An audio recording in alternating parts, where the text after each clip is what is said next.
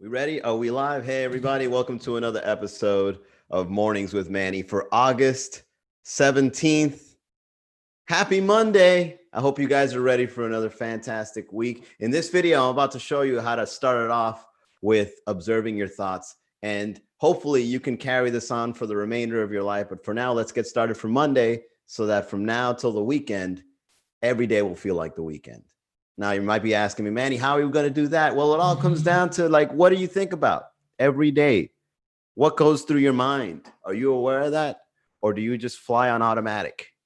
I know for the majority of my life, everything that I've done in my 20s, especially, were a part of me where I thought I had control of the way I was thinking, but it turns out I wasn't thinking optimally. You know, you're young. It's okay. However, with this video, you'll get more in tuned on how to bring up the quality of your life by taking control of your thoughts. And taking control of your thoughts is kind of a misnomer. It's not really yet you're trying to take control, because sometimes there's so much information going through your mind that taking control is not the correct way of saying it. Instead, observe the ideas that flow in and out of your mind. Let me explain. So give me a moment here while I load up the presenter. Here we go.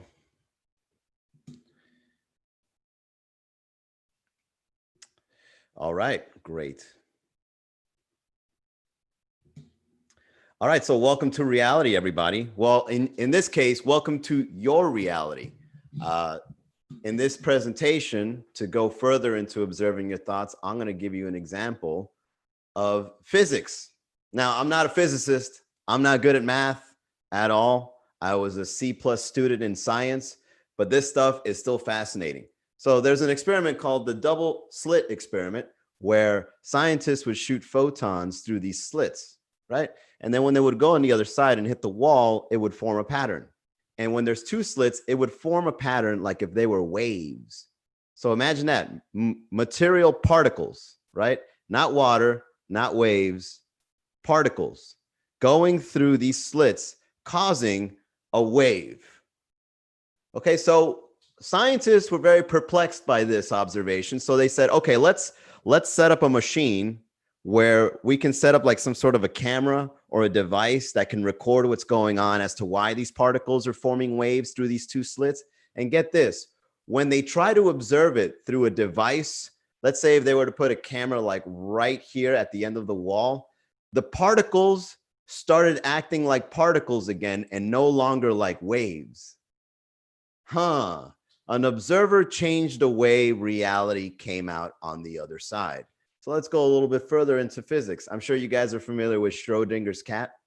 Schroeders Cat states that if you were to put two cats in a box, and they each have 50-50 chance of living, right? Let's say if there was a bomb or some sort of radioactive stuff in it, and there's a 50% chance of the cat living, the only way you'll know if the cat is alive or deceased is if you actually open the box. However, if you never look into the box, they're in both states at the same time because you're not observing inside of the box.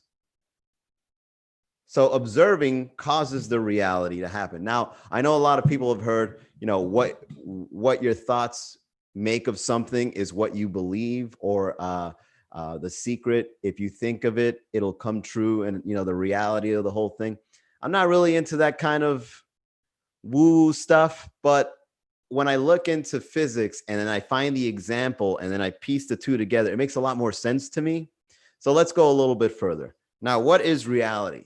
Well, reality comes down to the five senses. Some say there's more, but according to traditional textbook, there's five senses: touch, smell, seeing, hearing, and taste.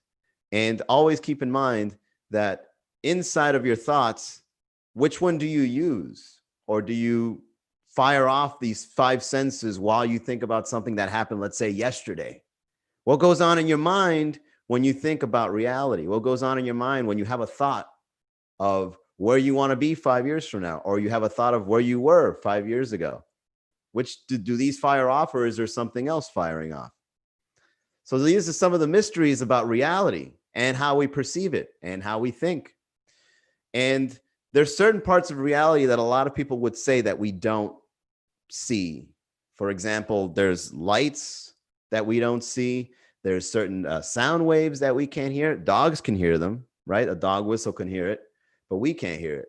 Sometimes when we look up into the cosmos, we need a certain kind of camera with a special lens, and it shoots out radiation in order to see certain particles of light, but with the naked eye, we can't see it. So what kind of reality are we living in if there's certain things we can and cannot perceive? And according to a scientific study, we have about 60,000 thoughts per day. Now, this may seem overwhelming. I mean, picture all the colors, all the sounds, the air conditioning, the sound of your computer humming, the footsteps on the floor, the music you're hearing in the background. I mean, whatever it is, we have 60,000 thoughts a day, and it's bombarding the way you think. And these 60,000 thoughts that you have per day can probably interfere in how your quality of life is. Okay. To go even further, there's this NLP model, not to go too deep into it, but this stuff changed my life. So in NLP, neuro-linguistic programming, it's a pseudoscience in which you would get ideas of how the mind works and make it into like computer programs.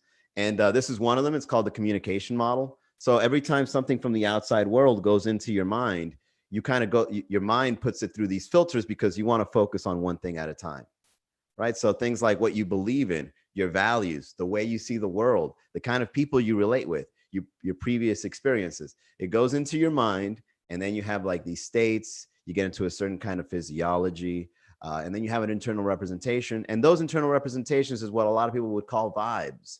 They look at you and they see what the inside of your mind is like just by looking at you. Those are vibes, your internal representations, how you perceive reality, man. That's the vibe. So, you know, when you look at meditation, it trains us on how to take control of the thoughts that go into our minds. And, you know, I don't meditate. I'm going to go ahead and be honest. I don't meditate at all, man. I tried a couple of times, but it just doesn't work. For me, I like meditating before I go to bed because it puts me to sleep. However, I should look into meditating more often. I'm not going to lie. I'd be a lot more at peace if I was a meditative kind of person. But I think this is a really good tool for you to be in touch with what goes on in your mind. And to elaborate on the thoughts, there's this thing called the stream of consciousness.